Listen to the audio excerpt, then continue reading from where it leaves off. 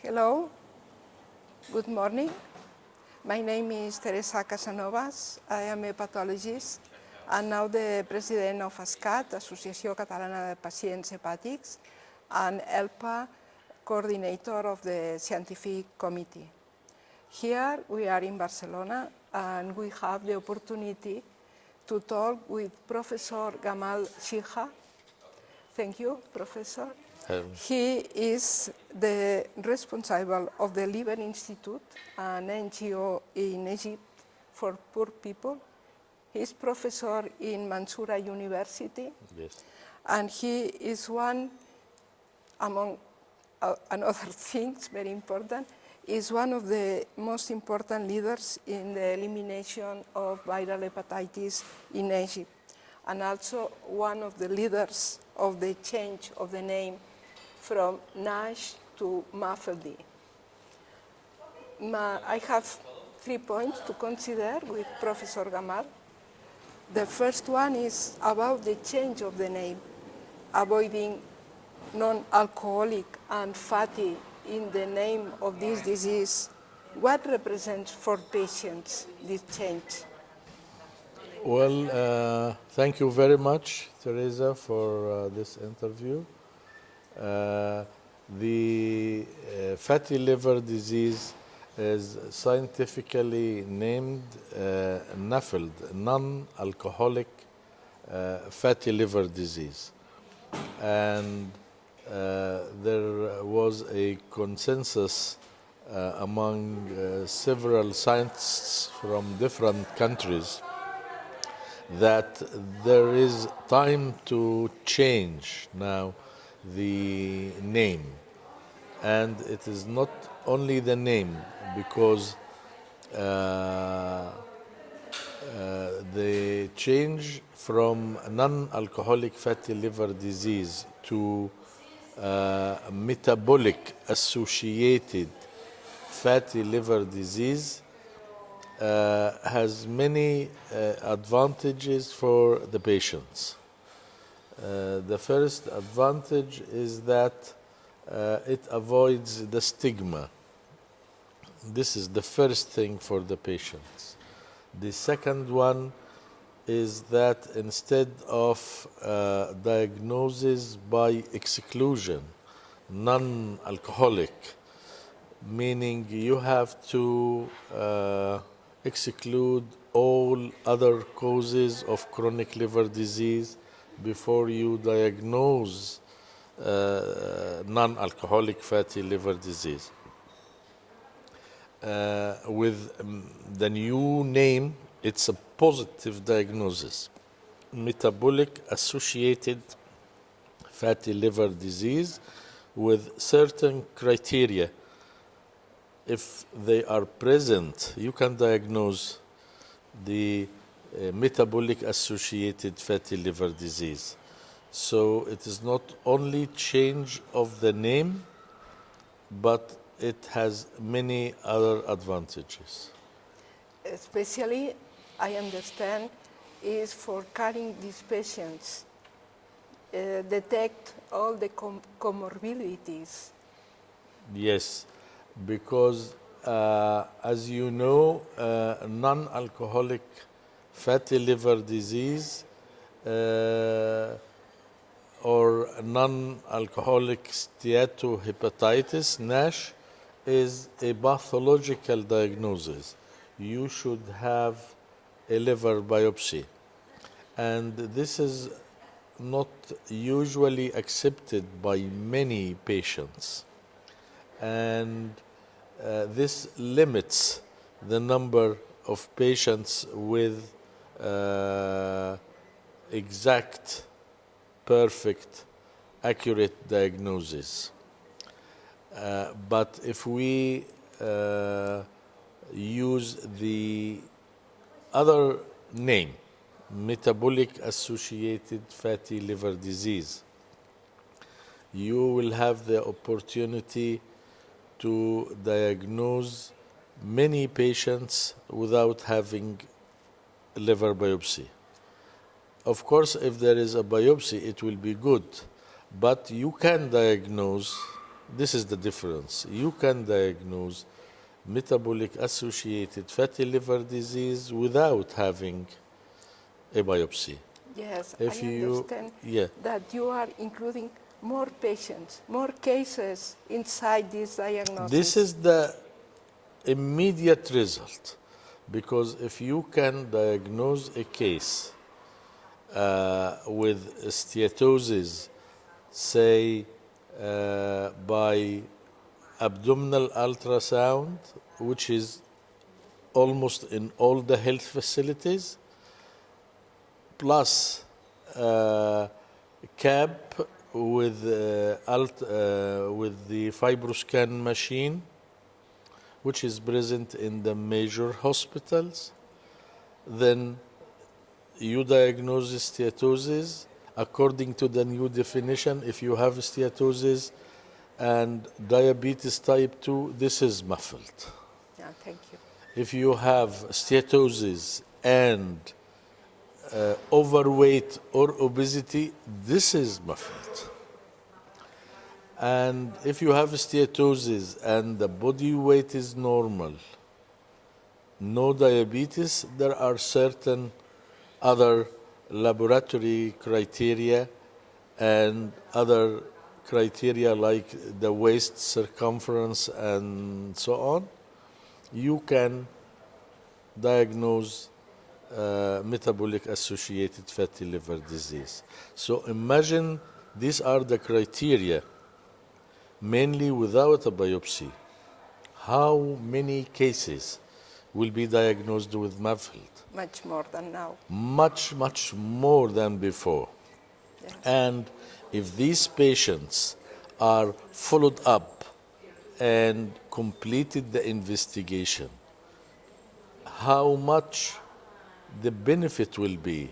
They will avoid a lot of complications. They will be managed properly at the proper time. So you will benefit a lot of patients. Many patients will avoid long-term complications, and this is a better care for patients. So it is not just a change of the name, it has its consequences on the management of patients worldwide. Thank you. Another point that for me is very important is your opinion about possible changes in medical care for diabetic patients. If you might explain what will be about. Well, it's very important. As I said, if you have an evidence either by radiology, abdominal ultrasound, which is very simple, or CAP using fibroscan machine, or even non-invasive laboratory scores, if we can diagnose steatosis and the patient is diabetic, this is a case of MAFLD. So diabetics, especially type 2 diabetes, will be in the hands of the hepatologists. Here, there will be a question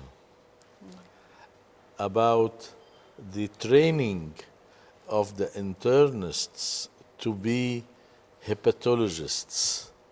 There must be good part of the training, making them know very well what is diabetes, how to manage, not to refer the patient to diabetologist, except when the case is much more complicated. But the simple management, the first line management, should be in the hands of the internist who is specialized in hepatology. This is one thing. The other thing is new cases of diabetes. Now, in the first visit, according to the recommendations of the guidelines, among many things for evaluation of type 2 diabetes now is to stage fibrosis, stage liver fibrosis, because this determines the long-term prognosis of the patient. So say you are specialized in diabetes, you see only diabetic patients, but from day one, you have type 2 diabetes, you should stage his liver fibrosis. You should do fibroscan or whatever to stage fibrosis before you continue management of this patient. This leads to the internist who is specialized in diabetes should have good knowledge about hepatology. You see? Yes. So this may lead to the reappraisal of the concept of internal medicine again. Yeah. You see? Yes, We yes. divided internal medicine into specialization. But now I think with the new era of metabolic associated fatty liver disease, I think the reappraisal of internal medicine in training, postgraduate training, and also in undergraduate teaching should consider this, because as you know, patients with MAFLD has cardiovascular consequences and long-term complications, have renal complications. So the best way to manage such a patient is to have good training,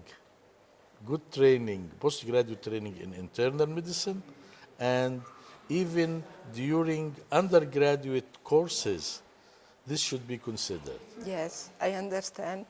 And I think this is a very important and crucial point to consider since the very beginning for diabetic patients to consider their liver. Yes, yes, and now if you are talking about the current situation, not many doctors who are specialized in diabetes have the necessary knowledge about liver fibrosis and its relation to the long-term management of their diabetic patients. Yes, yes. So that's the concept. And the last point, I am very interested in what is your prospection for the future of MAFLD, especially in the field of non-invasive tests for correct diagnosis. I am referring MRI. This technique now is only accessible for few hospitals. Yes. It's It's expensive. an expensive machine, only in tertiary care units, and the cost per case is high. But I think in the future, with the artificial intelligence new softwares, I think we may have in the next few years a software with MRE, magnetic resonance elastography, which will be much more accurate and even cheaper. And maybe a small machine, not that big one, a small machine doing that work, diagnosing fibrosis and steatosis with almost 100% accuracy, and could be implemented in clinical practice. This is our hope, and I think within several years, this could be a reality. Thank you. And that is finished our conversation. Thank you, Professor Gamal Shiha. He's also a board member of the ELPA, the European Liver Patients Association, and I am very grateful for your words and explanations. Thank you very much. Thank you very much, Teresa. Thank you.